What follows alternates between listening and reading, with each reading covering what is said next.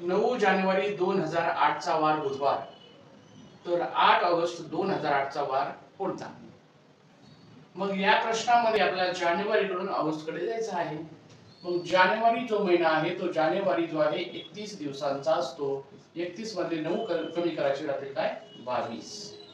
त्यानंतर 2008 हे लीप वर्ष आहे. लीप वर्ष असल्यामुळे फेब्रुवारी जो महिना आहे तो फेब्रुवारी महिना आहे 29 दिवसांचा. मार्च महिना 31 दिवसांचा. एप्रिल महिना जो आहे 30 दिवसांचा. त्यानंतर मे जो आहे तो महिना 31 दिवसांचा.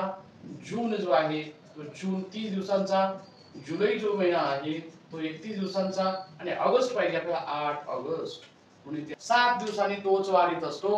पुढे या प्रत्येक संख्येला 7 ने भाग द्यायचा आणि जी बाकी राहील ती समोर लिहायची. या ठिकाणी 22 ला 7 ने जर भाग दिला तर काय 7 त्रिक 21 होतील. 22 मधले 21 गेले डायरेक्ट 1 लिहायचा.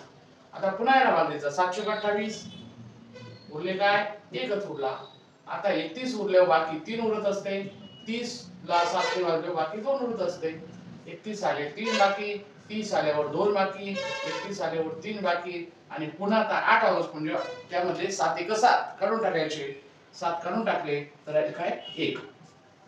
आणि ह्या संख्यांची बेरीज करायची आणि पुन्हा बेरीज करता करता 7 किंवा 7च्या पटीची संख्या आली की ती सोडून द्यायची, कारण की तोच वार असतो. आणि जेवढी बाकी शिल्लक राहील तेवढे दिवस पुढे मोजायचे. आता बघू या ठिकाणी 1 आणि 2 2 आणि 3 होतील 5 5 आणि 2 7. म्हणजे एवढ्यांची बेरीज करताना 7 बेरीज झाली. 7 बेरीज झाली म्हणजे तोच वार आला. कोणता आला बुधवार आला.